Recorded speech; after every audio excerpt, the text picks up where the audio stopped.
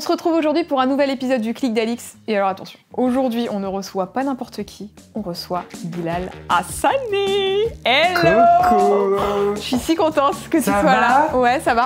On aurait envie de se faire un bisou, mais on peut pas. Non, parce que là, on peut pas encore. Voilà, post-confinement, c'est pas possible tout de suite, quoi. On va essayer Voilà. d'éviter la deuxième vague Exactement. pour l'instant. Bon, je suis trop contente qu'on passe cette interview. Bah moi aussi. Parce que Très. là, on est quand même. J'ai fait tous tes potes, j'ai l'impression, il manquait que toi. Donc je suis trop contente que ça y est, tu sois venu me voir, quoi, sur Bah, mon petit canapé. moi aussi, c'était prévu depuis un petit moment. Ouais. Mais il fallait juste qu'on planifie. Et ensuite, on a eu un petit problème. souci technique, qu'on n'a pas maîtrisé. Voilà, qu'on n'a pas su maîtriser. Je pense que personne n'a pu y faire quoi que ce soit. Ouais. Et maintenant, on est là. Ouais, donc c'est cool. Dans toutes les interviews que je fais, ce que j'aime bien, c'est que comme on a le temps, c'est prendre le temps de parler de tout ce qu'il y avait avant, de toute ta vie off, de les coulisses avant le Bilal Hassani, juste Bilal, tu vois. D'accord. Et toi, tu as commencé par The Voice Kids. C'est la première fois que tu as fait de la télé, c'était The Voice Kids? C'était ma première télé et même ma première scène. Ah oui, t'avais jamais fait genre de petites scènes ouvertes ou des trucs... Non, j'avais pas encore fait de scène ouverte, j'avais pas fait... la seule fois où j'étais montée sur les planches, c'était quand j'étais petit, au conservatoire, il y avait une salle de théâtre et où j'ai joué 2-3 pièces. Mais c'était la première fois que je chantais sur une scène. Et il s'avérait qu'il y avait donc 3 sièges retournés de personnes très connues et un public de 500 personnes. Donc j'étais... T'avais quel âge quand t'avais ça? J'avais 14 ans quand on l'a tourné, mais ça a été diffusé quand j'en avais 15. Et est-ce qu'on t'a contacté ou est-ce que c'est toi qui t'es présenté au casting? C'est une c'est une histoire très rigolote parce que c'est aucun des deux. Ouais. Donc quand j'avais 14 ans, 13 ans et demi, j'ai été avec ma maman à une école en fait qui s'appelle l'AID, où j'ai auditionné pour suivre un cursus très très cool où le matin j'allais aller en cours et l'après-midi j'allais être dans cette école où j'allais apprendre le chant, le théâtre et la danse. Et donc je suis rentrée dans cette école et j'ai rencontré un garçon qui s'appelle Nemo, qui avait fait la première saison The Voice. de The Voice Kids. Et donc, on est devenus très, très proches. Et il m'avait dit, tu veux pas faire la seconde saison? Ils sont en train de me demander si j'ai des amis qui chantent et tout. Et je lui avais dit, non, j'ai trop peur. Je suis pas encore prêt. Je venais de commencer les cours de chant proprement dit. Et donc, j'étais encore un peu paniquée. Il me disait, mais si, tu peux carrément, ce serait génial. Et en fait, il m'a filmé pendant mes examens à l'AID. Et il l'a envoyé, en fait, à la prod, sans me le dire. Et du coup, c'est eux qui t'ont rappelé? Donc, ils m'ont appelé. Donc, je n'ai rien compris. J'étais là en mode oui, allô, chez moi, comme ça. Ils me disent oui, bonjour, c'est Julien. Julien. Je sais plus si c'était Julien. Bon, mais on l'embrasse. on l'embrasse, hein.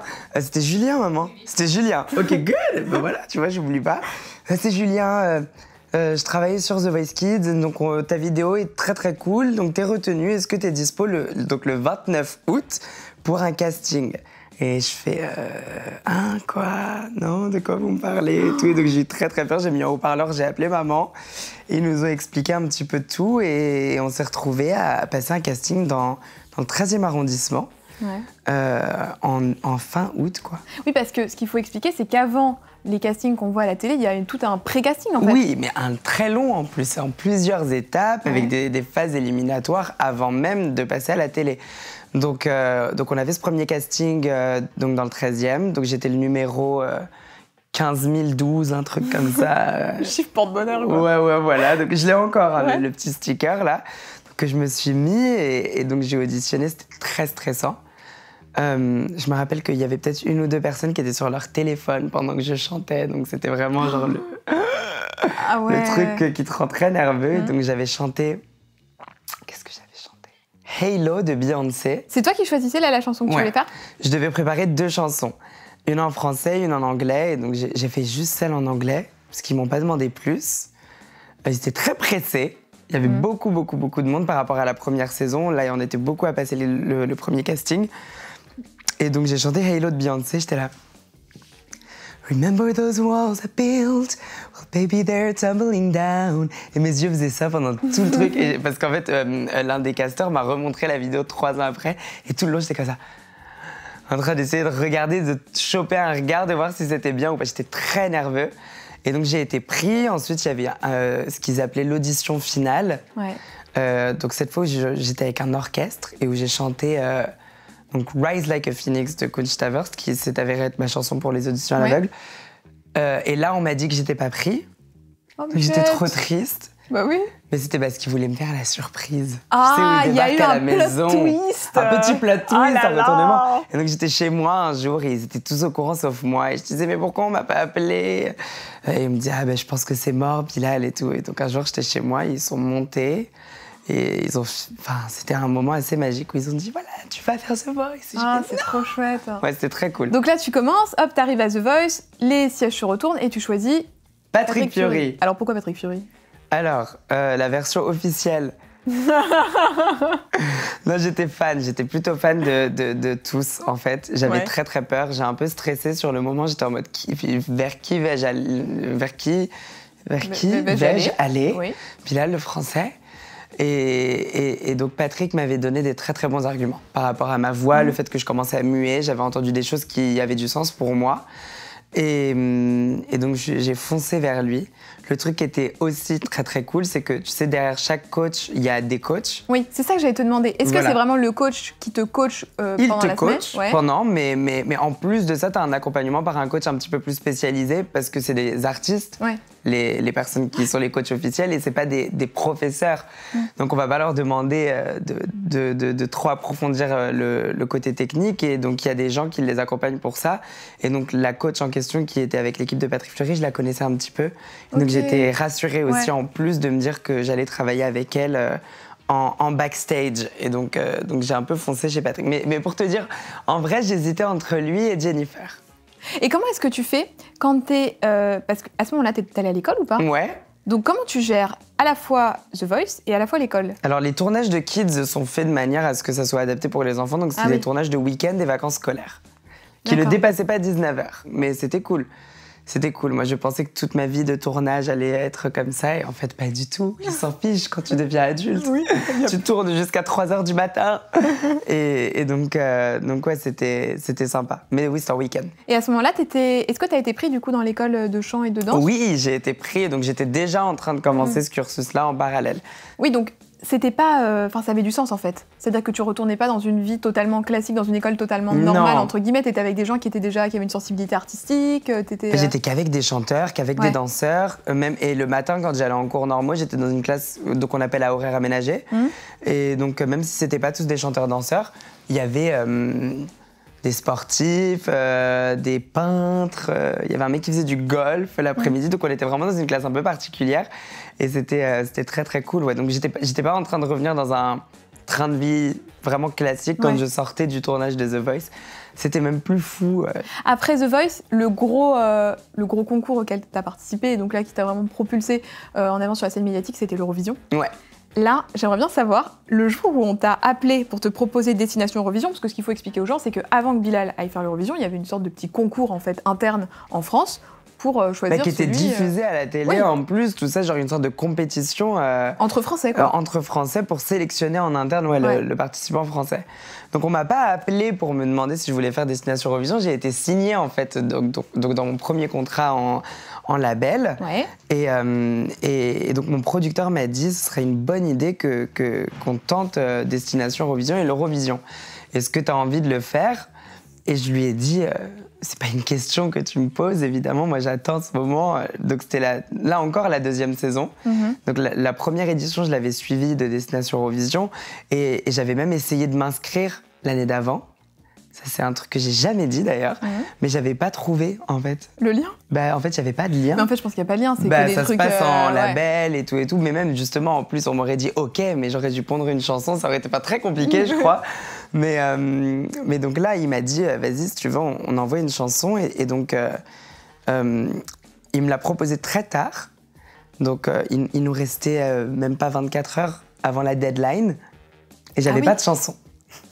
Ah oui, effectivement, c'est un peu court.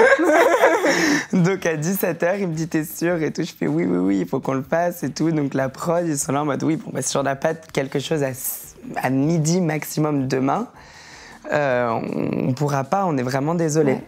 Et donc j'ai appelé Madame Monsieur, donc le groupe duo. Je leur ai dit est-ce qu'on peut se poser chez vous, essayer de faire quelque chose? On tente. Au pire, il y aura rien. Et donc je suis arrivée, il y avait que Jean-Carl. Donc Émilie était en train de refaire sa couleur, je me rappelle. Parce que je les ai appelées tellement en last minute. Donc elle était en train de finir chez le coiffeur. Et c'était le genre de jour où tu es chez le coiffeur pendant 6 heures. Et donc elle savait pas quand est-ce qu'elle allait finir. Donc elle a dit commencez sans moi. Et donc donc on a fouillé d'abord dans des démos de trucs qu'ils avaient déjà fait ou pas, ou des choses comme ça. J'étais là en mode j'aimerais bien qu'on fasse vraiment quelque chose de tout frais, tout nouveau. Et donc il s'est posé au piano, il a commencé à jouer des accords. Ouais. Et direct, j'ai eu la phrase, le I am me du début de Roi dans la tête, que je l'ai sorti comme ça. Il a fait ah, c'est cool, vas-y, on continue, on essaie d'enchaîner sur ça. Émilie nous rejoint au moment où on arrive vers le pré-refrain. Et donc, on a écrit la chanson en 1h30, un truc comme ça. C'est ouf cette histoire que cette chanson qui a représenté la France à l'Eurovision, elle soit sortie en fait en. Ouais, la démo en tout cas, c'était très très vite. Donc après, on a enregistré d'un coup, on a fini à 2h30 du matin. On l'a envoyé à quelqu'un pour qu'il nous fasse, donc à Medellin, à Rémi, pour qu'il nous fasse une sorte de pré-production, un pré-arrangement musical. On a mixé la voix très très peu, genre c'était une prise de voix de nuit, donc c'était pas hyper fin, mais la chanson, on s'est rendu compte direct qu'elle avait quelque chose, qu'elle incarnait quelque chose et que c'était trop bien de m'introduire avec ça parce que c'était une vraie chanson de présentation et le message qu'il apportait était en complète symbiose avec genre ce que je voulais dire en tant qu'artiste pour ma première prise de voix. C'était quoi le message ? C'est un message vraiment d'acceptation de soi, un message de découverte de soi et je pense que au moment où j'ai écrit cette chanson, j'étais sur la fin de mon voyage vers ma découverte de moi-même et donc c'était un peu comme le grand coup final, cette chanson en gros. Et maintenant, voilà, je vous le dis à tous. Ouais. Et vous pouvez exister, vous pouvez vibrer, vous pouvez sauter et être vous comme vous le voulez. Et je me suis dit, ok, c'est cool, on tient quelque chose, on leur a envoyé, ils ont dit, oui. Ok, go, tu le fais. Go. Et donc à midi, donc à 6h, ils avaient la chanson. À midi, ils ont fait la conférence de presse et ils nous ont annoncé dans les 19 participants.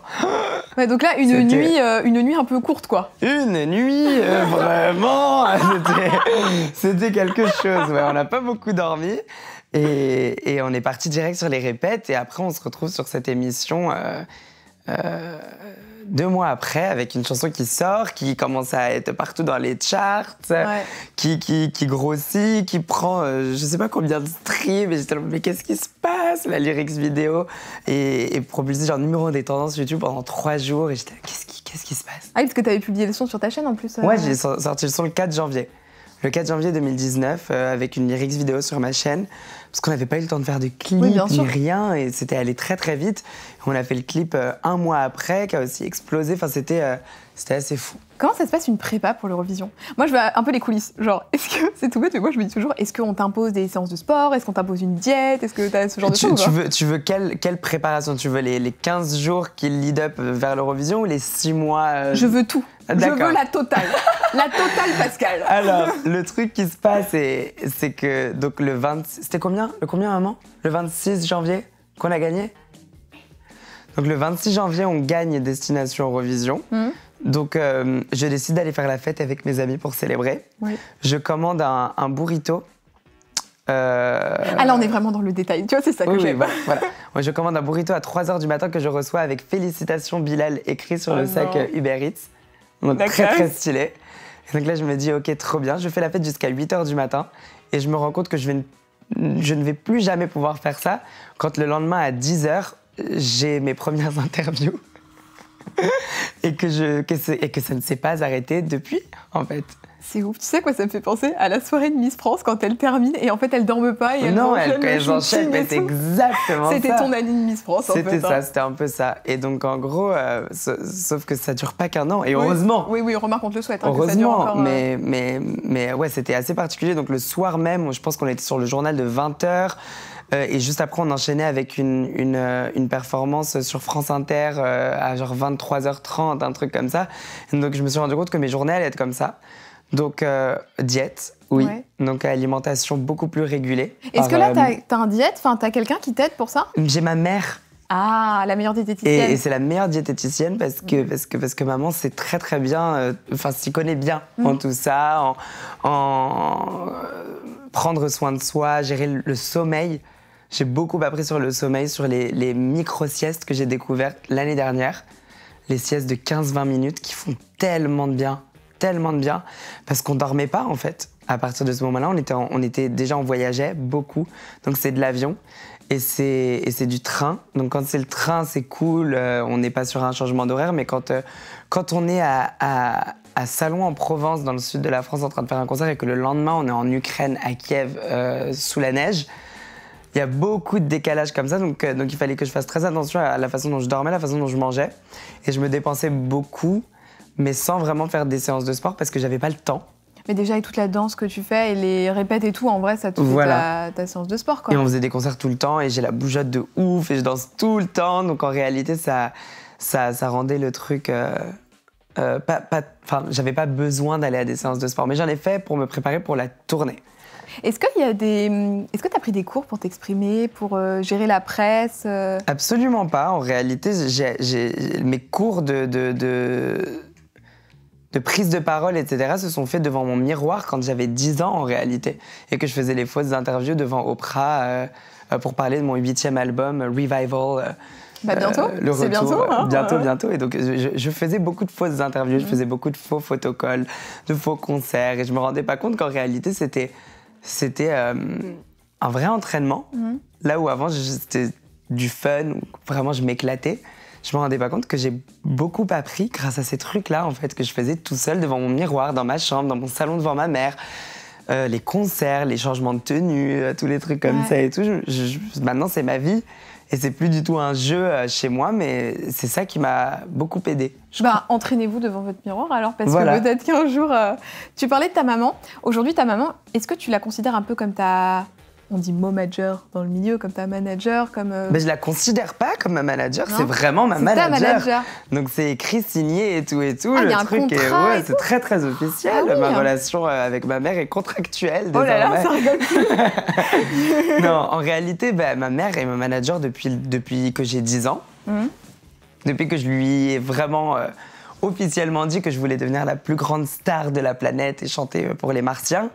Elle m'a toujours pris au sérieux, là où très peu de gens l'ont fait quand j'étais jeune, parce que mon rêve avait l'air vraiment absurde, grand, surtout pour de là où je venais, de mon entourage, où en gros, moi je suis pas née avec une cuillère en argent dans la bouche, je suis pas née avec tout m'était pas dû en gros. Je connaissais personne, j'avais aucun contact, je savais même pas comment fonctionnait ce milieu, je savais même pas comment l'atteindre, mais j'y croyais tellement fort que je pense que maman ça a fait tache sur elle.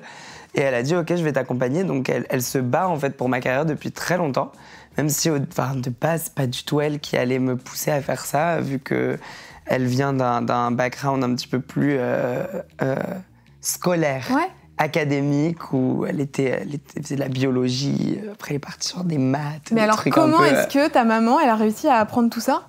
Elle a appris tout, vraiment au compte-gouttes, déjà pendant qu'on travaillait en fait, et aussi avant. Donc vu qu'elle me prenait au sérieux, elle a appris. Donc elle faisait des recherches. Donc par exemple sur LinkedIn, elle allait chercher tous les DA de tous les labels pour connaître tous les noms, prénoms de tout le monde. Tu regardes tu vois le Diable s'habille en Prada ? Oui, très bien. Tu vois la scène où elles sont dans le gala et qu'elle lui chuchote dans l'oreille à Miranda. Après ça, elle lui chuchote tous les noms de tout le monde. Voilà, ça c'est ma mère. Elle connaît tout le monde. Donc quand t'arrives à un truc, on te dit alors la Bilal, il y a ça. Exactement. C'est ça. Voilà, donc tu te rappelles, tu l'as vu il y a 2 semaines, c'était sur un plateau. Quand maman me dit toujours tout parce qu'elle se souvient de tout. Après moi aussi j'ai une bonne mémoire heureusement, mais là vraiment ce qu'elle faisait c'est qu'elle analysait au préalable en fait le métier, les gens, leur horizon, leur univers musical, parce qu'elle voulait pas aller rencontrer n'importe qui, par exemple un label urbain, alors que moi je voulais faire de la pop. Donc elle a fait beaucoup de recherches dans ce sens-là. Elle a fait des recherches sur les contrats, sur l'argent dans la musique, les droits pour les artistes en France, à l'étranger, etc., etc. Et donc elle a fait tellement de recherches qu'au moment où on était prêt, elle était calée mieux que n'importe qui sur ça, sachant qu'elle était directrice de projet dans une multinationale informatique et qu'elle gérait des équipes beaucoup moins cool et fun que là ce qu'on fait là. Le milieu artistique est quand même un petit peu plus... ludique, on va dire. Ludique, light. C'est pas ludique parce que c'est dur quand même, c'est intense, mais c'est pour faire des choses cool. Oui, voilà. Oui, parce que l'informatique, c'est très très scolaire, quoi. Voilà. Mais bon, on remarque, c'est bien parce que comme ça, elle a pris des skills de ça et qu'elle peut réutiliser, même si c'est pas le même domaine, on peut toujours... Est-ce que c'est important pour toi que ce soit ta maman qui soit à tes côtés? Oui. Et que ce soit quelqu'un qui te connaisse profondément? C'est très important pour moi d'avoir uniquement des personnes qui me connaissent profondément autour de moi. J'aime pas le côté... rencontre de personnes complètement inconnues avant de rentrer dans un truc hyper intimiste. Parce que pour moi, ma carrière, elle est très, très personnelle. J'ai une vision depuis que je suis très, très petit. Je fais des dessins de moi comme ça depuis que j'ai 4-5 ans. Les vision boards, les PowerPoint qui sont devenus ensuite des albums entiers que je produisais tout seul dans ma chambre. Maintenant, le fait d'être entouré, ça m'inquiète des fois de me dire qu'on puisse ne pas comprendre ma vision et qu'on se dise il faut absolument que tu fasses ça. J'ai peur de recevoir des avis erronés par rapport à des codes, genre en gros si tu veux passer en radio il faut que tu fasses ça, il faut que ton look il soit plus comme ça, donc j'ai besoin de personnes à qui je fais confiance et pour cela il faut que je les connaisse un minimum. Donc mon frère est dans mon équipe, ma mère est dans mon équipe, Nicolas et Gabi qui sont mon coiffeur et mon maquilleur sont des personnes qui me connaissent très très bien. Nico qui me maquillait avant quand j'étais plus dans l'influence que dans la musique. Gabi, je le harcèle pour qu'il me coiffe depuis au moins 3 ans et donc maintenant il travaille avec moi donc c'est très très cool. Et j'ai une de mes meilleures amies qui assiste ma mère en management. Donc j'aime bien être entourée de gens avec qui je peux être proche. Après les rencontres que j'ai faites, il y en a eu quand même. Et c'est aussi devenu des personnes avec qui je suis proche aujourd'hui, quoi. D'accord. Est-ce que tu as besoin de moments où tu es seul? Parce que finalement, comme tu dis, il y a très peu de moments où tu te retrouves tout seul. Est-ce que toi, tu fais partie de ces gens qui, de temps en temps, ont besoin genre de... Je veux plus voir personne, laissez-moi tranquille, je m'enferme dans mon appart et je suis solo, quoi. Alors le truc, c'est que c'était quelque chose dont j'avais extrêmement... que je recherchais beaucoup l'année dernière. La solitude, j'étais là en mode j'ai besoin de moments pour moi, j'en ai jamais. Et pour être honnête, le moment où je me suis rendu compte, il y a eu un moment où je me suis rendu compte qu'en réalité, je n'aimais pas du tout ça. Dans le sens où je pense que le jour le plus frappant pour moi, et c'est une anecdote que j'ai jamais vraiment racontée en détail, à part dans des cercles très restreints, mais donc j'avais fait un concert le 14 juillet dernier à Toulouse devant 300 000 personnes. Donc c'est beaucoup, beaucoup de monde. C'était pour la fête nationale.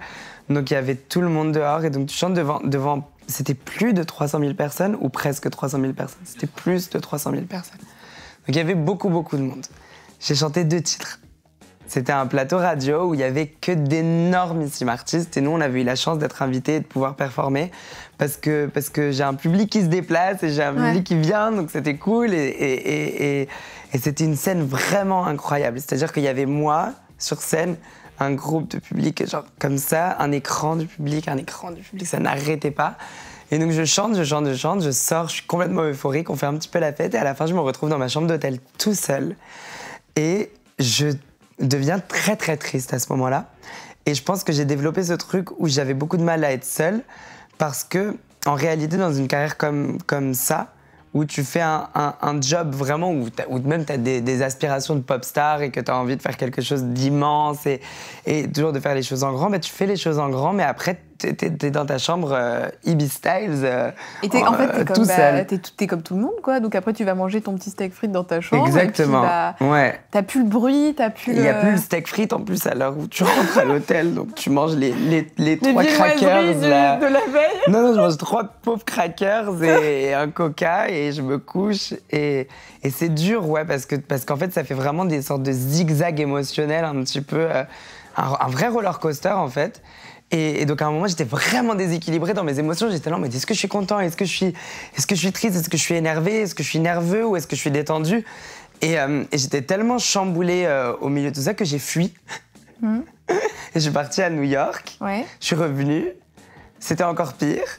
Et donc j'ai refui à New York pendant 1 mois cette fois, parce que la première fois j'y suis allée pendant 3 jours et quand je suis revenue j'ai fait et tout a repris sens.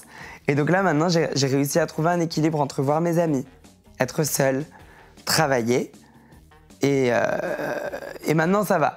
Donc maintenant j'apprécie ces petits moments de solitude que j'appréciais moins et je les vis quand même pas très longtemps, c'est des courts instants mais qui font du bien. C'est quoi une journée idéale Genre, t'as pas forcément besoin de travailler. Disons que c'est... Bon, je me doute que t'as pas vraiment de dimanche, tu vois, mais un jour où... J'ai une journée idéale. C'est quoi? Vas-y, dis-moi ta journée idéale. Là, il y a une baguette magique, tu fais ce que tu veux. Mais je sais exactement, parce que je sais que la veille des journées comme ça, je suis euphorique à l'idée d'être le lendemain. C'est quand je vais en studio. Ouais. Ouais. Donc, quand je vais me coucher le soir et que je sais que le lendemain, je vais en studio, je sais que déjà, on va pas y aller avant 14h parce que moi et la personne avec Mathieu, avec qui je suis en train de faire l'album, on va pas en studio plus tôt que ça. Et donc, je sais que je vais pouvoir aller prendre mon café avec mes copains à 14h. Dans le fameux café. Donc tout le monde te parle. Le fameux. Non, mais tu sais, j'ai eu la chance d'y aller. Je sais où est ce café. J'ai la oui, c'est vrai, Joanne, vous avez fait. Je sais où est ce petit café. Voilà, je ne dévoile pas mes sources, mais je sais où il est. Je te le dirai après. Oui, mais non, mais je sais que tu le connais. En plus, on m'avait dit que tu y étais allé. Et alors, qu'est-ce que t'en penses? Très sympa. Il est sympa. Le staff est super sympa. Trop cool. Le coca vraiment très bon. Enfin, rien à dire, quoi. Voilà, très bon écoute, c'est une brasserie comme une autre, mais moi, elle a une place très, très, très, très, très importante dans mon cœur parce que j'y vais depuis que j'ai 13 ans. Donc maintenant, j'en ai 21 bientôt. Et j'y vais tous les jours, presque tout le temps. Et c'est-à-dire que même l'année dernière, je rentrais d'Ukraine à 18h. Je reprends l'exemple de l'Ukraine. Mais à 19h30, j'étais là-bas. Donc là, dans ma journée idéale, j'y suis avec mes amis pour déjeuner, prendre mon café. Ensuite, je vais au studio qui est vraiment à 1 rue de ce café. D'accord. Donc c'est incroyable, à pied. Et donc je reste en studio jusqu'à 22h, on va dire. Et après, je rentre et je fais écouter à mes potes tout ce que j'ai fait de la journée. Je fais alors, qu'est-ce que vous en pensez de cette chanson et tout. Ils me disent, ah, j'adore. Ou ils me disent, ah, bof, j'aime pas, c'est trop nul. Et donc je fais, t'inquiète, j'y retourne. Non, est-ce qu'ils te disent vraiment ça? Ils me disent quand ils aiment pas. Ouais. Ces petits cachotiers, des fois, ils osent pas me le dire à la première écoute. Au début, ils vont toujours faire « Ah, c'est cool », mais je le vois. Et le lendemain, ils me disent « Oh, c'est vraiment pas du tout celle que j'aime bien ». Ils vont souvent me dire qu'ils aiment pas une chanson quand je leur en ramène une autre qui est beaucoup mieux. Ah, comme ça leur permet de... Ils disent « Ah, bah voilà, celle-là, elle est trop bien ». Non, en vrai de vrai, la dernière, elle était pas ouf. Là, honnêtement, c'est sans prétention, hein, vraiment. Mais le prochain album, le prochain album, ils aiment tous tout. Carton plein. Assez fou parce que je ne m'attendais pas à ce que ça plaise à ce point. Toute l'équipe adore et tous mes potes adorent. Eh bien, écoute, bravo. Merci beaucoup. Il y avait en 2019, donc tu as eu l'Eurovision, mais tu as aussi gagné un prix, le Energy Music Award.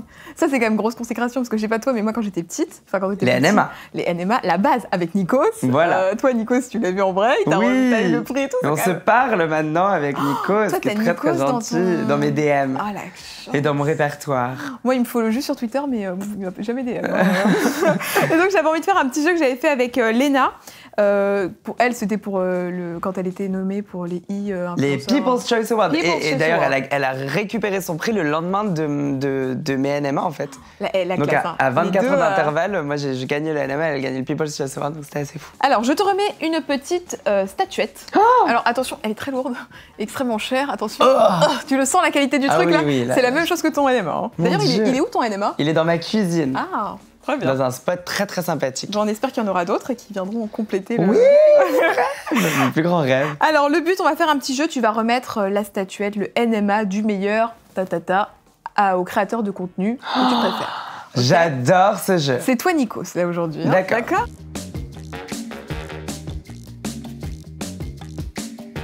Alors, le meilleur glow-up. Le meilleur glow-up. Et ce prix est attribué à... Spark Dice. Oui. Parce que je pense que l'évolution de son contenu est la plus incroyable parce qu'il a déjà commencé avec un contenu déjà très travaillé dès le début de sa chaîne. Et on a eu beaucoup de très longues discussions où il était un peu perdu en mode genre je raconte la vie des autres, je veux raconter la mienne. Et il avait peur de ne pas être assez intéressant. Je lui ai dit mais t'as tellement de choses à dire et il les a même pas encore toutes dites. Et quand il est passé sur ce truc où il racontait un peu plus son histoire, où il allait plus exprimer son parcours et arrêter de parler des autres et plus parler de lui, j'ai trouvé ça vraiment incroyable. Donc je trouve que c'est un vrai glow-up. Spark Dice, très bien. La personne la plus dramatique. Attends, faut le faire en anglais. And the award goes to... Antonin. Évidemment. Le roi du drama. Amour, gloire et excès. Voilà, sûr. Désolé. Il n'y a pas plus fort que lui pour le gérer. Dans son éloquence, en plus, il rend tout drama très chic. Oh, c'est beau ce que tu dis. Le créateur ou la créatrice le plus sous-coté? Sous-coté. Oh mon Dieu, ça va être dur. Il faut faire un choix, Mani. Ouais. Ça va être très bizarre ce que je vais dire. Ouais. And the award goes to Sullivan Goued.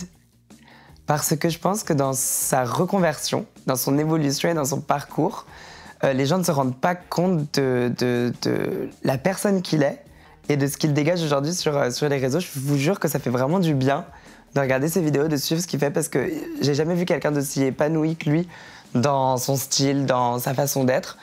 Et il nous inspire tellement tous dans le groupe que j'aimerais bien que beaucoup plus de gens se rendent compte de ce qu'il fait et de sa force. En fait, je pense que son mental est sous-coté.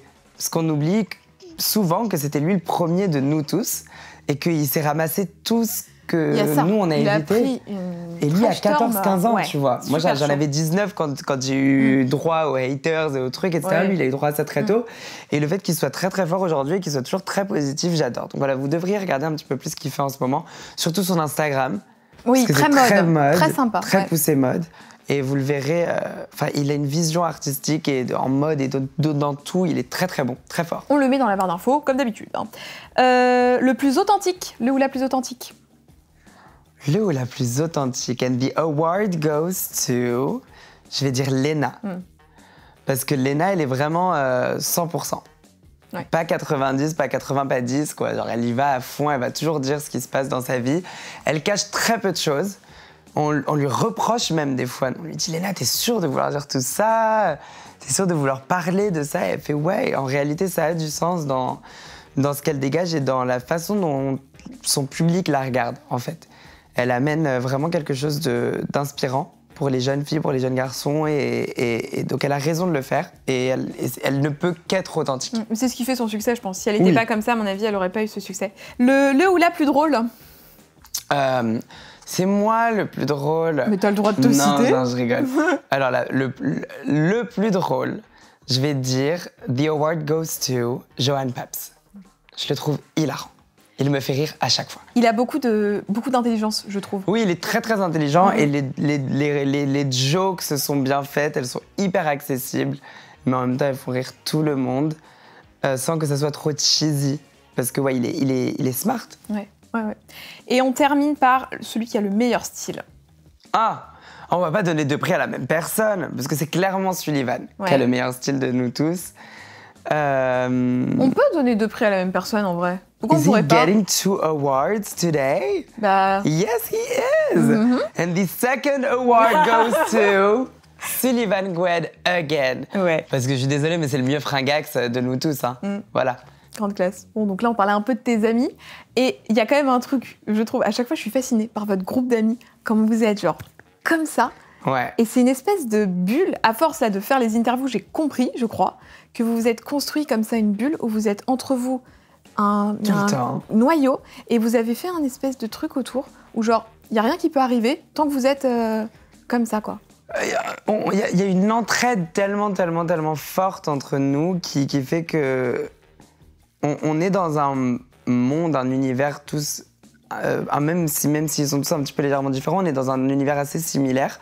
Donc on comprend les contraintes de la vie de tous les jours, on a les mêmes en fait, et on sait se protéger de parasites ou de trucs ou de n'importe quoi. On va toujours être là les uns pour les autres, et c'est très... même si des fois ça peut faire un petit peu... secte, genre c'est exactement ce qu'a dit Antonin. Ouais, il a dit secte, c'est le même mot. Ça fait un petit peu ça, dans le sens où genre on se lâche pas et tout, mais après, tu vois, dans ce cercle-là, il y a aussi des potes qui sont pas du tout dans le monde de l'influence, qui sont pas du tout dans ça, en fait, mais je sais qu'aujourd'hui, je pourrais pas repartir à zéro dans mes relations amicales parce que je suis trop proche d'eux, en fait, je pense qu'on a juste créé le noyau définitif. Ouais. Il y a toujours un moment où tu trouves tes amis pour la vie. Et maintenant, ça fait, je pense, 6 ans qu'on se lâche pas. Il y a eu des in et out un petit peu, des petites histoires. Mais là, on est assez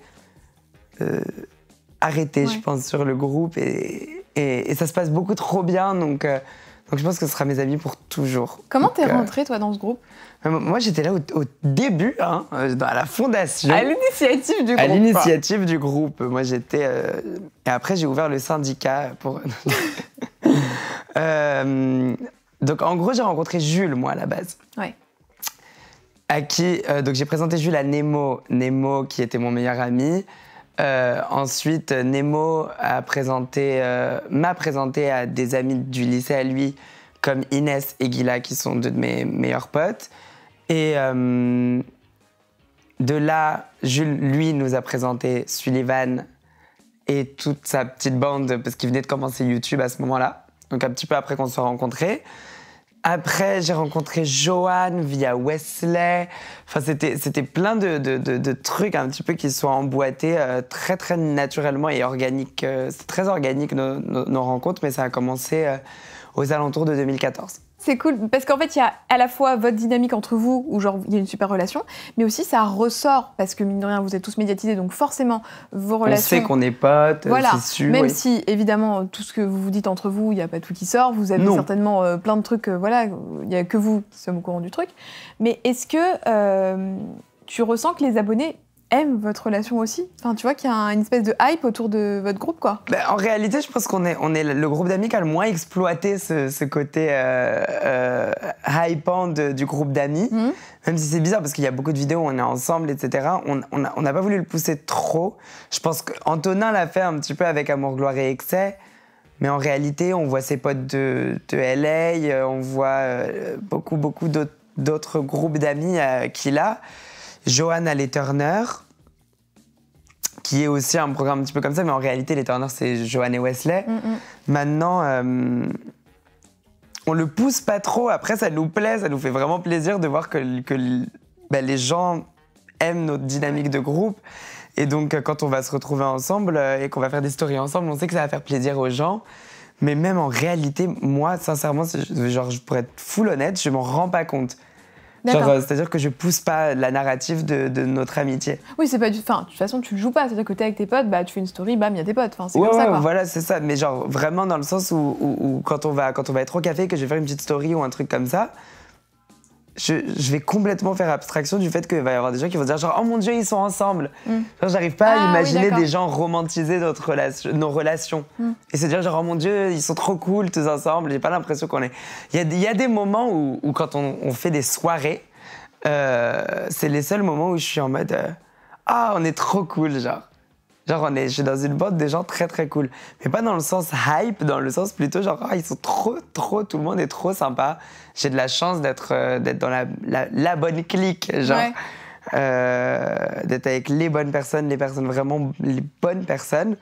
Maintenant, c'est vrai que j'oublie, des fois je fais souvent abstraction du fait que les gens, ça les intéresse de nous voir ensemble. T'as été influenceur avant d'être vraiment propulsé. Ouais. Qu'est-ce qui fait, selon toi, un bon influenceur? De ton expérience et de... voilà. Là, on oublie la musique et tout. Ouais. On parle vraiment influence pure et dure. Je pense qu'il y a vraiment deux points très importants. Un troisième bonus, je pense qu'il y a authenticité, régularité et en bonus, ne pas dormir. Excellent bonus. Très peu dormir. Je pense que l'influence, le truc qui est très traître avec ce métier, c'est que c'est le métier qui a l'air le plus simple et qui ne l'est en fait pas trop. Et ça pousse certaines personnes à rentrer dedans sans vraiment savoir dans quoi ils vont s'aventurer.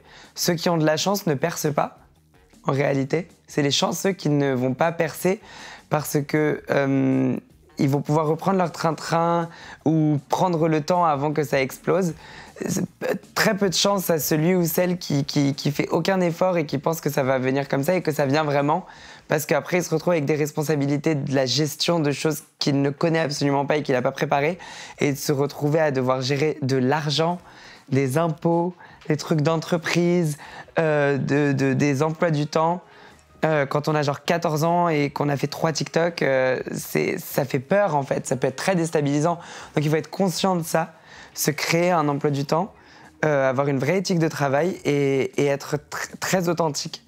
parce que t'as pas envie de revoir une vidéo de toi 2 ou 3 ans plus tard en ayant été vraiment ultra faux et de te dire que c'est ça la perception que les gens ont de toi, alors qu'en réalité t'es quelqu'un de très sympa et et qui avait juste envie d'un peu trop en faire pour commencer. Et donc forcément la musique ça a propulsé... Un petit peu tout ça, mais je faisais de la musique avant en fait justement, c'est ça le truc, c'est que j'ai jamais pas fait de la musique et que je poussais en fait mon parcours plus sur ça, donc je me disais que peut-être qu'avec mes énergies, je n'ai pas voulu attirer ce truc de trop développer l'influenceur, Bilal Hassani, et peut-être que ça m'a pas emmené à ouvrir des portes, genre je faisais pas les voyages, presse, les trucs un petit peu comme ça. Oui, en fait, pour pas que ça fasse genre le youtubeur se met à la chanson, mais c'était le chanteur. Bah, c'était pas intentionnel en vrai.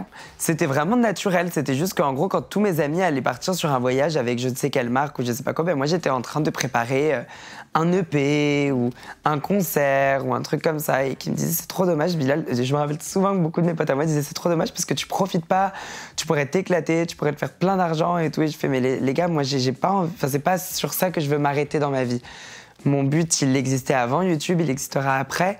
Il faut que je continue à aller le chercher. Donc moi, je faisais des trucs beaucoup moins intéressants où j'allais m'enfermer dans ma chambre pendant genre 12 jours pour essayer de continuer à écrire des chansons, que j'allais démarcher des labels, etc. Et donc, j'ai pas trop profité de la belle vie d'influenceur, quoi. D'accord. On va parler musique, tu parles des labels, tu parles de la chanson. Il y a ton dernier single qui est sorti le 24 avril, Fais le vide. Ça fait 2 mois aujourd'hui qu'on tourne. Mais... Ouais, c'est vrai. En plein confinement. Ouais. Gros pari. J'aimerais bien que tu me racontes, parce que moi je suis nulle, je connais rien là-dedans. Comment ça se passe quand on crée un single de A à Z?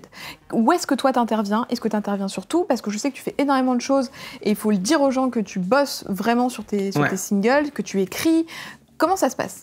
De l'idée jusqu'à la sortie du produit. Moi, pour ce qui est de l'écriture, donc j'écris et je compose et je fais un petit peu de prod aussi. Depuis que j'ai 12-13 ans, j'ai commencé.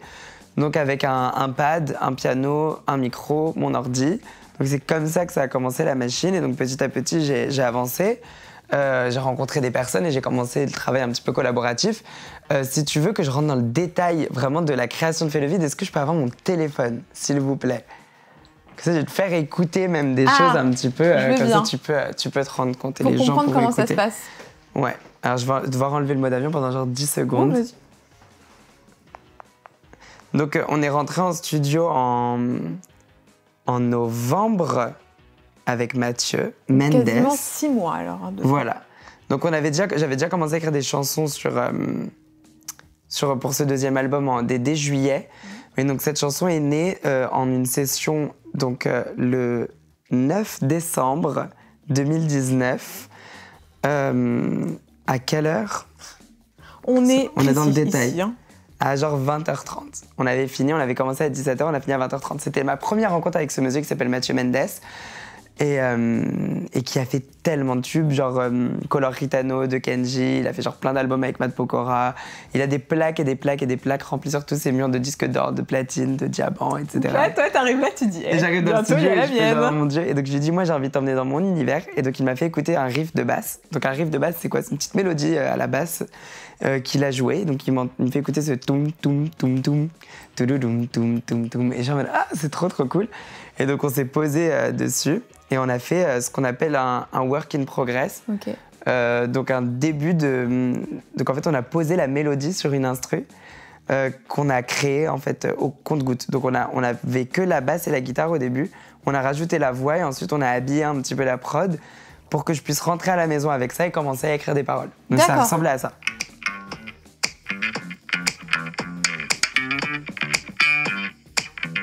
Ça va être très drôle. Donc je fais du charabia.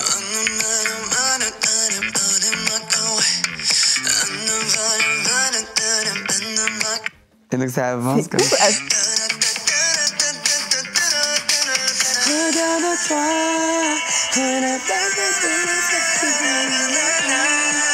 Oublie d'où tu viens, où tu vas. Et donc tu vois.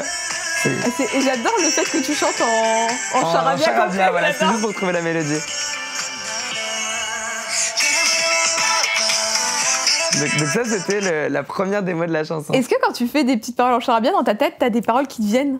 Ouais, donc des fois, je vais avoir un mot qui va sortir, quoi. Un mot qui va sortir. Des fois, je vais avoir ce qu'on a fait ensuite par la suite de ça, parce qu'on s'est rendu compte qu'on marchait bien en mélodie.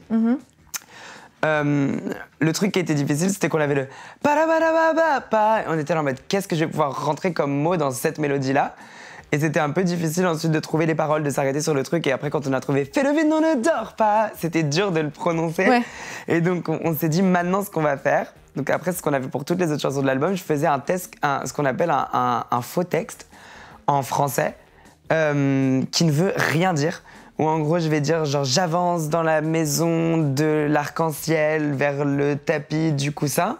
Et juste pour que les phrases elles finissent avec les bonnes rimes et qu'on ait juste des intentions de voix qui ressemblent à des mots pour qu'ensuite, quand j'écris les vraies paroles, que ce soit plus facile d'aller trouver dans les pieds et tout, quelque chose qui a du sens. Là, c'était un petit peu rigolo comme challenge, mais c'était la première fois qu'on le faisait comme ça. Donc, on a fait ça et ensuite, et donc, j'ai écrit les paroles avec 2 personnes et on s'est posé dessus. On a écrit, je pense, 8 versions du texte. Et j'ai enregistré les 8 versions du texte. Et ensuite, on a mix and match un petit peu de tout pour trouver vraiment le truc le plus calibré, le plus cool pour que ce soit la chanson, quoi. Et après, on a réenregistré la voix 3 fois du début. Parce qu'à chaque fois, j'étais en mode, oh mon Dieu, il faut que ça soit parfait. Donc, on était vraiment dans le souci du détail sur tout l'album, en réalité. Je pense que la frustration est arrivée à la fin de la création du premier album, donc Kingdom, qui a été fait en 3 semaines. Ouais. Donc très, très vite. Que j'adore, cet album. Je l'aime trop, mais le seul truc sur lequel j'avais une mini frustration, c'était ma voix. J'avais l'impression que mes prises de voix étaient faites trop vite. Voilà. D'accord. Parce que c'était beau, c'était propre, etc. Mais moi, je voulais vraiment m'arrêter sur genre aller chercher des harmoniques plus poussées et tout, des choses vraiment, aller les chercher plus loin, quoi. Je voulais enfoncer le clou et dans chaque chanson, et j'avais l'impression de ne pas l'avoir fait sur tous les morceaux. Et donc là, j'avais vraiment envie de le faire sur celui-là. Donc c'est pour ça qu'on a pris énormément de temps sur chaque chanson de ce deuxième album, dont le single Fais le vide. Ouais, je pensais pas qu'il y avait autant de taf et je pensais pas du tout qu'il y avait toutes ces histoires de on chante n'importe quoi. Ouais, mais ça, faut trop sortir les petits trucs comme ça. Genre mais j'avais fait une petite vidéo behind the scenes pour la sortie de Fais le vide, pour la première fois d'ailleurs, depuis très longtemps, que j'avais fait un vrai petit making-of de chansons pour montrer un peu la façon dont on a créé ce titre. Ouais. Et il y a combien de personnes qui bossent sur tes sons? Ça dépend. En réalité, on est toujours assez peu parce que je fais beaucoup de l'univers des chansons, de l'écriture, etc. Mais sur cet album, on a beaucoup collaboré. Il y a eu donc un mec qui s'appelle Kiba, qui est un artiste et qui écrit, et donc qui a écrit pas mal des paroles avec moi. Il y a Mathieu Mendes, qui est un peu comment on appelle ça, le maître, le maestro de cet album. C'est le réal, en fait. Donc c'est lui... c'est le coup de foudre que j'ai eu. C'est un petit peu mon mari là jusqu'à la fin de la création. On est en couple et on est en train de faire un bébé qui est cet album, tous les deux. Et donc, parce que c'est un génie fabuleux. Et donc, je suis tombée amoureux de ce qu'il fait. Et on est rentré dans cette dynamique de travail où lui me présentait un petit peu des gens pour bosser avec. Et donc, j'ai travaillé avec un mec qui s'appelle Jet aussi, qui est très très cool, et avec une légende de l'écriture, un compositeur légende qui s'appelle David Esposito, qui a fait notamment écrit l'histoire de Grégory Le Marchal, qui est un morceau que j'aime beaucoup, et qui a travaillé avec Céline Dion aussi. Ah oui, et donc, c'est un homme qui fait beaucoup plus des ballades mi-tempo, des choses très émotives, et je l'ai emmené dans une chanson dark dance, un peu trap, complètement folle, avec un drop endiablé. Et il était en mode genre, mais quoi, qu'est-ce que c'est que ça? Et en fait, il a trop kiffé. Donc moi, ce que j'aime bien faire, c'est aller rencontrer des gens dans des univers genre... Là où peut-être des gens autour de moi vont me dire, mais pourquoi tu travailles avec lui? Qu'est-ce qu'il fait? Il fait de la pop qui n'a rien à voir avec ta pop toi. Par exemple, genre quand tu vas te dire que Mathieu a fait une chanson, a fait des albums avec Kenji, tu te dis que c'est pas typiquement le son que moi je fais. Même si c'est extrêmement bon, moi je me suis dit voilà, je vais chercher l'efficacité et le génie qu'il y a dans ça et l'emmener dans ma soucoupe volante et dans mon univers. Et c'est ça que je trouve toujours intéressant à faire dans le côté créatif. Et c'est pour ça que je suis toujours hands-on. J'ai les mains sur tout. si les gens sont bons de toute façon, si le gars est hyper bon avec Kenji, il saura transmettre et transposer son savoir-faire à ta musique en fait. Exactement. Si t'arrives à choisir les bonnes personnes. Voilà, surtout. Et après aussi, parce qu'il faut pas être le genre d'artiste qui vient et qui fait voilà, faites-moi des tubes. Je viens pas en studio comme ça. Je viens pas en studio, je vais pas créer un album pour me dire il faut que tous ces titres-là rentrent en radio. Il faut absolument que je respecte le temps d'une chanson pour qu'elle rentre genre, sur toutes les radios du monde, etc. Le but, moi, quand je suis en studio, c'est vraiment de ressortir avec comme si je venais de manger un grand plat, tu vois, cette sorte de satisfaction quand t'as bien travaillé. McDo, quoi. Voilà, non, parce que le McDo, t'as la culpabilité quand tu finis de le manger. Non, vraiment ce truc de ah yes, voilà, j'ai fait quelque chose de cool aujourd'hui, le morceau est vraiment sympa. Et pour la petite anecdote très très émotive, donc après avoir fait mes de surfer le vide, donc il n'y avait même pas de parole ni rien, j'étais tellement heureux que j'ai pleuré sur le chemin du retour vers chez moi avec le casque dans les oreilles en me disant je tiens vraiment quelque chose de ouf et tout, la chanson est trop trop bien. Et ce qui a été génial, c'est qu'en la sortant, c'est le morceau. Il y a Mathieu qui t'appelle. Ah bah c'est magique. T'imagines? Donc on est en train de parler du mec avec qui je fais ma musique, il appelle. Et donc en gros, qu'est-ce que je voulais dire? Donc oui, voilà, j'ai pleuré en rentrant chez moi parce que je me disais, je tiens vraiment quelque chose de ouf et de voir que le public a vraiment été au rendez-vous pour le titre, que c'est ma première chanson qui s'est retrouvée numéro 1 sur iTunes. C'est ouf ça, hein, ce truc-là. Mais aussi, je pense que t'as bien fait. Est-ce que t'as hésité de la sortir parce que c'est sorti pendant le confinement? On devait pas la sortir. En fait, on devait la sortir. Ensuite, on ne la sortait plus parce qu'il y avait le confinement. Ouais. Et finalement, on la ressortait parce que le 1er avril, ma mère m'appelle et me dit « Allez, viens, on le fait ». Mais oui. Mais en plus, je pense que tu vois, t'as eu cette espèce de truc qui est dans le confinement où il y avait un... Tu sais, les gens, ils avaient envie d'avoir des bonnes vibes, ils avaient envie d'avoir On en avait tellement besoin. Et il y avait tellement, pas du tout pour critiquer, mais de choses très, très, très, très, très tristes, en fait. Et c'était normal qu'il y en ait parce qu'il fallait adresser tout ce qui se passait. On était tous dans un état d'esprit... c'était compliqué, surtout vers le milieu du confinement. On était tous un peu mal. Et j'étais là, allez, on va essayer de faire danser les gens un petit peu. On va essayer de faire sauter les gens. Et donc je sors le titre et je vois les gens m'envoyer des vidéos de leur chambre avec leurs parents. Surtout que c'était une période où tout le monde était de retour avec sa famille, ou des fois ils étaient isolés, donc ils étaient seuls. Et donc je voyais de toutes sortes de vidéos, de photos de gens en train de sourire, de pleurer de joie, de sauter sur le morceau. Et je me suis dit, ah, bah, j'ai bien fait de le sortir là parce qu'il a fait du bien. Et de ces vidéos et de ces photos, t'as fait un clip. Alors, c'était comment t'appelais ça? Fan clip? Ils ont des fan vidéos. Voilà, ouais. Ça, c'était trop bien. Ouais, j'ai adoré. En fait, pour expliquer aux gens, on vous le mettra aussi dans la barre d'infos, c'est tous tes abonnés, mais même des gens proches de toi. Il y avait aussi Nabila qui l'a fait. Oui. T'as fait plusieurs people, il y avait qui aussi? Il y avait trois guests un peu exclusifs. Il y avait Loïc Prigent, qui est un journaliste mode que je vénère. Nikki Doll, qui est une drag queen, qui est la première drag queen française à avoir participé à RuPaul's Drag Race. Et Nabila. Et Nabila featuring Milan dans la vidéo, qui fait la sieste sur le canapé. Tellement mignon, ouais. Et donc plein d'abonnés, tes potes aussi, toi à l'iPhone qui est en train de faire ta meilleure choré avec tes potes qui passent derrière, enfin vraiment genre le truc de ouf. Il y avait littéralement Alix et Célestine, sa meilleure amie et ma mère en train de monter un meuble derrière pendant que je faisais la vidéo.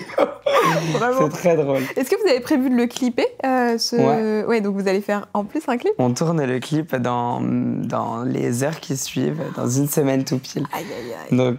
Donc c'est le clip, je pense, le tournage le plus ambitieux de ma carrière. C'est pour ça qu'il a pris du temps. Oui. En plus avec le confinement, etc. Ça va être énormissime. Donc je sais pas quand est-ce que ça va sortir ça. Ça va sortir mi-juillet, deuxième semaine de juillet. Donc le clip est sorti quand cette interview est dans sortie. La barre d'infos, vous avez l'habitude. Ah mais alors attends, tu clips et ça sort quasiment direct après. Ouais, on va être dans un délire où en gros on va être en train de dérocher pendant qu'on tourne.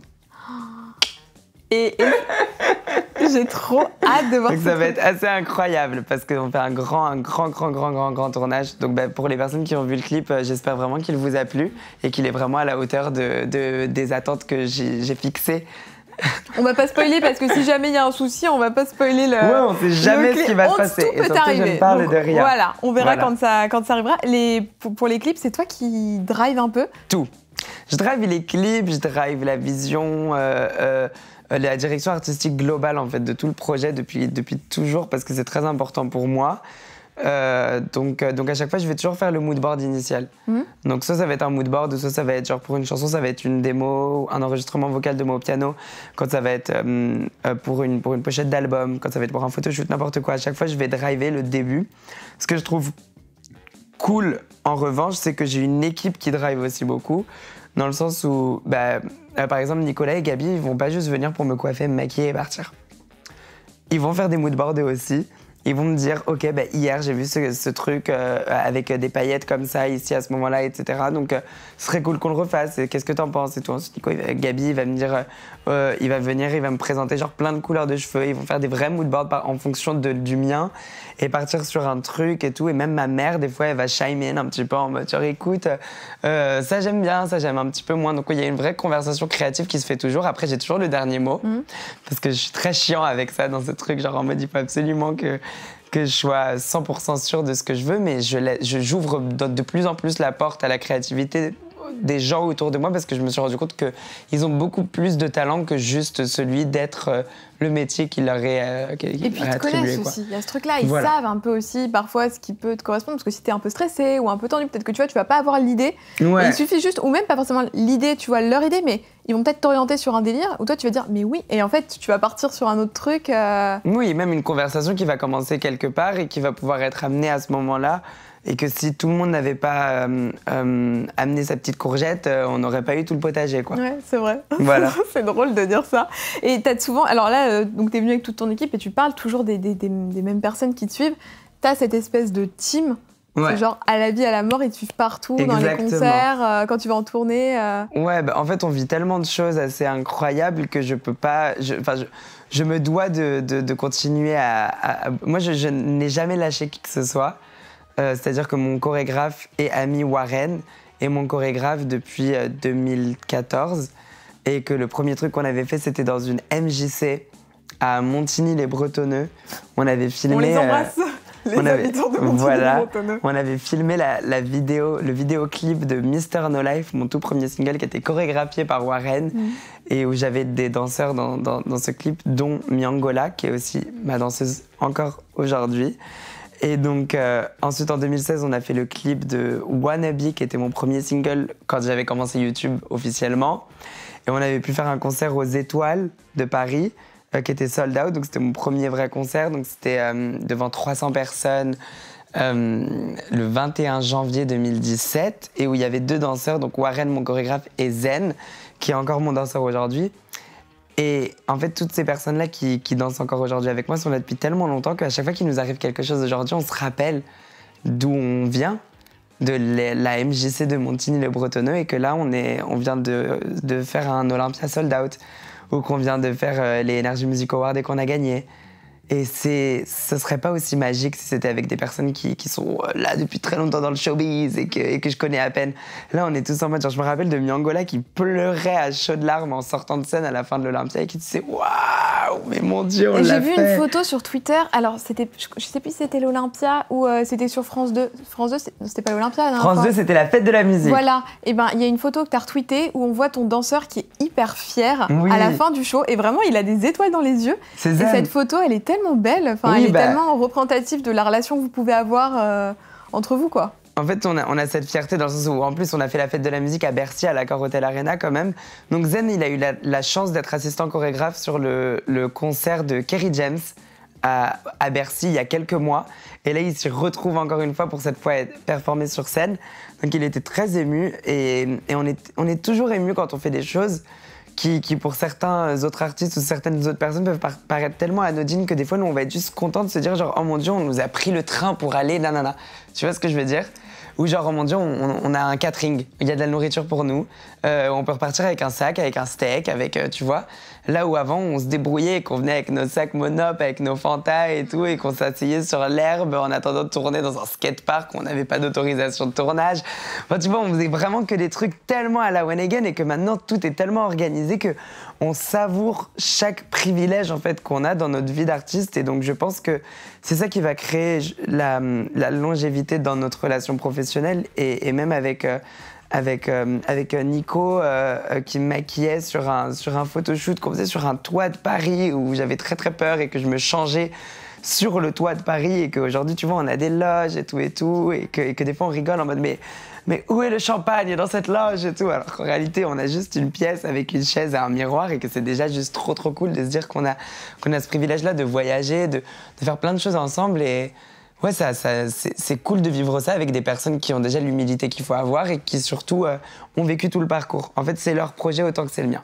Donc c'est ça qui rend le truc vraiment très cool. C'est beau de dire ça et je suis vraiment surprise de voir à quel point tu arrives à... Enfin, pas surprise, non, c'est pas le terme, mais à garder en fait cette humilité de rendre compte d'où tu viens et que finalement, il n'y a pas si longtemps, t'étais en galère sur certains trucs. Surtout, sur absolument et qu'est-ce que tu crois qui fait que tu arrives justement à pas prendre le melon, parce que ça arrive à plein d'artistes et je pense que tu vois quand t'as une espèce de célébrité comme ça, que tout le monde te met hyper bien, que forcément je peux comprendre tu vois qu'il y en a certains qui d'un seul coup s'envolent un peu. Et moi je le comprends complètement en plus parce que je vois très bien ce qui se passe, on est mis très très à l'aise dans absolument toutes les situations de vie. Et alors moi j'ai un petit problème je pense qui est que je suis quelqu'un d'un petit peu trop, j'ai trop les pieds sur terre. Je suis très arrêtée sur beaucoup de choses, mais en même temps, je stresse beaucoup. Et je ne m'assieds jamais dans ma carrière. Parce que j'ai commencé à courir quand j'avais 7 ans, quand j'ai commencé le conservatoire, et je n'arrêterai pas. J'arrêterai de courir quand je mourrai. Donc je bosse très très dur. J'ai tout à prouver. Je ne suis pas assis. C'est-à-dire que même si je pouvais... même si j'avais la possibilité, je pourrais pas en réalité parce que pour l'instant, j'ai pas tout fait, j'ai pas tout accompli et même quand j'aurai tout accompli, je voudrais accomplir encore d'autres choses. Donc à aucun moment j'arrive à me dire je suis arrivée quoi. Ouais, c'est bon, j'ai rempli un Olympia, j'ai un disque d'or, ma vie est faite. Faites pour moi s'il vous plaît. Je peux pas du tout penser comme ça. Parce que j'ai toujours cette mentalité un petit peu de demain tout peut s'arrêter, il faut absolument que je continue à prouver ma place, surtout dû au fait que je suis un artiste pas comme les autres, dans le sens où il y a eu ce truc où j'avais beaucoup de mal à trouver ma crédibilité au début de ma carrière musicale, dans le sens où déjà le fait que j'étais un influenceur faisait que les gens ne prenaient pas au sérieux le fait que j'étais un artiste. Qu'on a beaucoup critiqué mes performances vocales, mes performances scéniques, mais tout un petit peu par rapport au fait que j'avais mes perruques, etc. Et donc il y avait beaucoup cette conversation-là de est-il un artiste ou non, est-il un artiste ou non, et j'ai toujours ce besoin de le prouver que oui.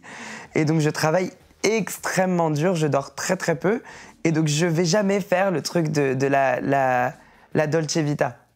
Je suis pas aux afters, je suis pas aux fêtes, je suis pas aux trucs, aux machins. Même jusqu'à l'année dernière, je me suis même rendue malade avec ça, où je bossais beaucoup trop.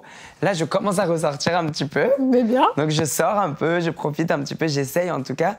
Mais avant, encore l'année dernière, je pas du tout, parce que j'ai toujours peur de louper... de louper l'opportunité de prouver aux gens que je... Voilà. Donc je vais préparer mes performances tout le temps. Je vais tout considérer à la même hauteur. Quand je me suis rendu compte qu'il y avait possibilité, quand tu es un artiste, d'aller dans le centre commercial de la dernière des toutes petites villes, je ne sais où, que je pouvais aller vraiment n'importe où, dans chaque petit village, dans chaque grande ville, un petit peu partout en France, et que j'avais la possibilité de dire oui ou non à ça, je me suis dit, évidemment qu'on va dire oui à tout, et qu'on va tous les faire. Du moins essayer, parce que même si je vais à la célébration du Boudin édition 48 devant 13 personnes, peut-être que dans les 13 personnes, il y en aura 3 qui vont être trop contents de pouvoir m'avoir vu, et peut-être que les autres, ils me connaîtront pas avant ça, mais qu'après ils vont se dire ok, c'était cool, j'ai bien aimé la performance. Et donc c'est pour ça que je peux pas me dire ok, je suis arrivée. Je n'arrive pas à fonctionner comme ça. Je pense que c'est un bon fonctionnement. Et je me suis posé une petite question là hier. J'étais dans mon bain, je me suis dit tiens, faut que je pense lui demander ça. Est-ce que tu as un petit rituel avant de monter sur scène? Enfin, en fait, non, je veux tous tes rituels. Qu'est-ce que tu manges? Est-ce qu'il y a un bisou avec quelqu'un? Est-ce qu'il y a un cri de guerre? Vas-y, raconte-moi tes rituels avant de monter sur scène. Alors oui, il y en a beaucoup. Moi, je suis très superstitieux, donc il y a plein de petites choses qu'on fait toujours. Et on les fait toujours de la même manière parce que sinon ça va me stresser et complètement me déstabiliser. Donc ça commence quand on va commencer la préparation glam. Donc pendant que les garçons vont commencer à me coiffer et à me maquiller, maman va me préparer ma tisane. Donc ma tisane est constituée de quoi?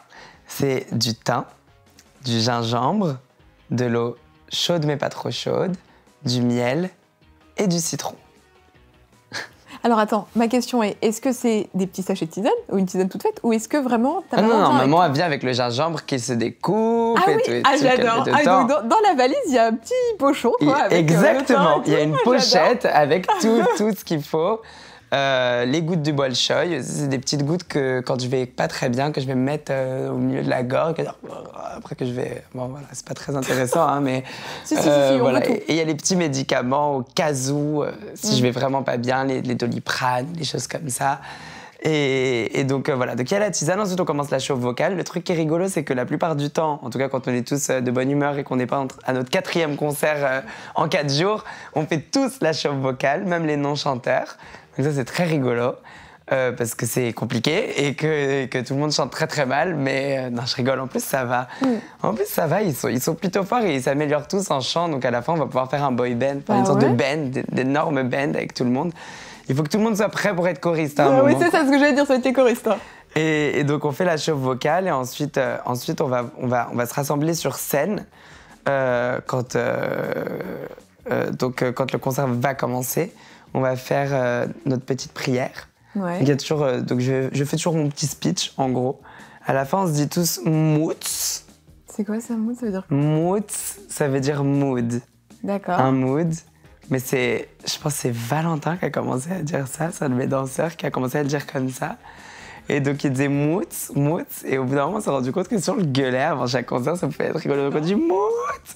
Après on se fait toy, donc on va tous se toucher les fesses. On fait câlin, gros bisous comme ça. Tu savais pas ça, maman? Non. On fait c'est toy. Donc après on se fait tous les câlins. On m'installe la traîne et allez, welcome to my kingdom, c'est parti, on commence les concerts et on se change de tenue 5 fois pendant le truc, on a 17 secondes pour se changer. Donc ensuite c'est le marathon. S'il y a des petites interdictions, par exemple, tu vois, mon concert, donc ma première tournée, elle était très intense malgré le fait que c'était une petite tournée, que c'était dans des... j'étais pas dans des stades. Je voulais faire les choses en grand, donc je me change tout le long du concert, tout est millimétré, j'ai un clic dans l'oreille pendant tout le concert. Donc t'as une oreillette? Ouais, j'ai 2 oreilles. Ouais. J'ai toujours mes ears avec moi, donc j'ai tout qui est cliqué, en gros, dans le sens où tout le concert du début jusqu'à la fin, il est complètement motorisé, écrit par moi. Donc passez-moi mon téléphone encore une fois, s'il vous plaît, comme ça je vais te montrer un truc. Ah oui, je veux voir. Donc en gros, dans mes notes, il y a encore... ça me fascine, moi je savais pas qu'il y avait tout ça. Enfin, pas tout le monde fait ça. Ah oui. Mais donc moi, tu vois, j'avais séparé le concert en plein d'actes et j'avais écrit l'entièreté du show. Est-ce que tu peux le montrer juste sur celle-là? Ta-da-da. Voilà, on passe vite, mais en fait, vous voyez que... On passe vite fait. Donc on a, tu vois, fait Belek, Panic, Poison. Ensuite, on a le mashup Love Game, Crazy in Love. Même la phrase que je vais dire entre Love Game et Crazy in Love, je l'ai écrite. Il y a ensuite toute la partie, tu vois. Et donc le show, je l'avais écrit pour qu'il raconte une petite histoire. Ensuite, le texte évolue à chaque fois. Ce que je vais dire, je vais le dire évidemment différemment à chaque date et on va adapter le truc. Donc, en gros, si je parle plus longtemps, on va se mettre en pause en régie pour que je puisse continuer à parler parce que chaque show est assez perso et tout va être amené de manière unique à chaque date. Mais j'aime bien que tout soit millimétré, donc tout le monde doit être ultra concentré. Autant concentré que moi, en fait. Et donc, c'est pour ça que j'interdis à tout le monde de boire.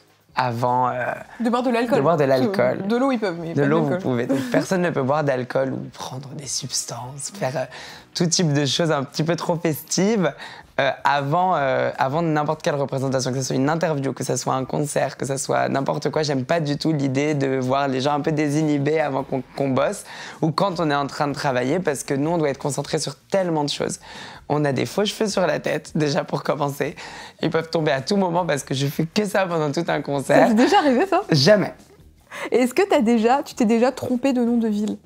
Une fois. J'avais un show à Dunkerque et un show à Roubaix à une semaine d'intervalle. Et le show à Roubaix nous inquiétait tous un tout petit peu parce qu'on avait reçu sur les réseaux sociaux des sortes de menaces un petit peu genre en mode ne viens pas, il va t'arriver des choses horribles. Il y avait genre la mairie qui avait été prévenue, etc. Donc c'était pas... Donc j'avais très peur pour que finalement... donc j'allais y aller dans tous les cas. Parce que mon intérêt, c'était pas de laisser 10 petits pecnos pas du tout sympathique, gagner le truc et que toutes les personnes à Roubaix qui voulaient me voir, ils allaient me voir. Mais donc j'avais tellement Roubaix dans la tête parce qu'on venait de m'annoncer en fait ce truc de ça va être compliqué, semaine pro, on a reçu 2-3 menaces et tout nanana et je faisais merde et tout. Et donc j'arrive sur scène à Dunkerque et je dis ça va Roubaix. Bon, finalement c'est aussi le et donc bon. ouais mais non, oui. on va pas embrouiller les Dunkerquois. Non. Et donc après, j'ai improvisé un couplet. En fait, donc juste après avoir dit ça, c'était entre la fin du premier refrain de Roi et le deuxième couplet. Et donc tout le deuxième couplet, je l'ai réécrit en improvisant très très vite dans ma tête, en disant désolé tous les Dunkerquois, genre un truc comme ça. Et c'était en mode du coup, ils ont une petite dédicace, ils ont eu leur refrain quoi. Donc non, c'était un petit délire. Ils ont kiffé, donc ça s'est bien fini cette histoire. Et le concert à Roubaix s'est bien passé aussi, donc. Écoute, je suis ravie d'avoir vu tout ce. À quel point c'est millimétré. Bon, avant qu'on termine, je termine toujours par un petit tag. Okay. Et là, on va faire un tag qui a bien tourné sur YouTube qui s'appelle La chanson qui. Alors, pour ceux qui ne connaissent pas le principe est très simple. Je vais te donner des petites situations et tu vas me chanter, si tu as envie de chantonner un petit peu, la chanson qui te fait penser à la situation. D'accord. Ok ?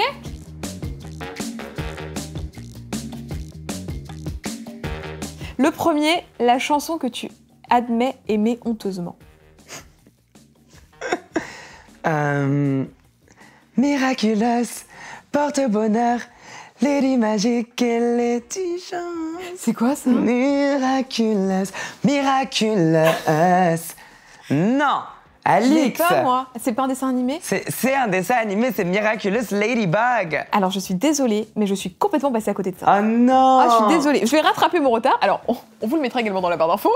J'adore Miraculous Ladybug, le générique interprété par Lou et Lenny Kim. Ah, eux, je les connais. Je les aime bien. Fan de la chanson. J'adore Miraculous. La chanson qui te rappelle ton enfance. J'ai besoin d'amour. Des bisous et des câlins, j'en veux tous les jours, je suis comme ça. Alors là, tu parles à une vraie fan. Ah oui! Sache que, attends, moi, j'avais la casquette lumineuse avec écrit Laurie, le t-shirt Weekend Tour. Ah, j'avais tout acheté. T'avais le t-shirt Weekend Tour, moi j'avais le t-shirt Live 2006, le vert là. Voilà. Très très beau aussi. Avec la ponytail. Est-ce que t'avais les posters, les trucs comme ça? Posters grandeur nature, les petits photos, posters, les petites photos, les CD. Tout le merch. De Laurent Moi, rester la même. On l'adore. Tous les CD, on aime trop Laurie. Et voilà, trop fan de Laurie. Ouais. Laurie. La chanson que tu peux chanter en boucle, qui te saoule jamais. Que je peux chanter en boucle qui me saoule jamais. Fais-le vite, non, ne dors pas. Fais-le vite, fais-le comme ça. Majeur en l'air, une bouffée d'air, tu traces comme s'il n'y avait que toi. Remarque, c'est cool que tu sois pas saoulé par tes chansons. Je ne serais jamais saoulée par cette chanson, je le sais. À force de toute la journée, on te la rabâche et tout. Ouais, non, absolument pas. Et je peux dire Roi aussi en réalité, parce que ça fait 1 an que j'ai dû la chanter, je pense au moins 600-700 fois. Et c'est un understatement même de dire ça. Et ça me saoule pas. Il y a des chansons comme ça qui ont vraiment une... Oui, parce que tu l'as écrit, ça vient de tes tripes aussi, je pense. Et j'écris toutes mes chansons, donc je les aime toutes vraiment beaucoup trop. Après, il y en a qui me saoulent. Il y a des chansons à moi que j'aime plus trop chanter, mais Roi et Fais le vide, je pense que c'est les 2 seuls que je pourrais chanter toute ma vie. La chanson qui te rappelle ton meilleur ami ou tes meilleurs amis. Il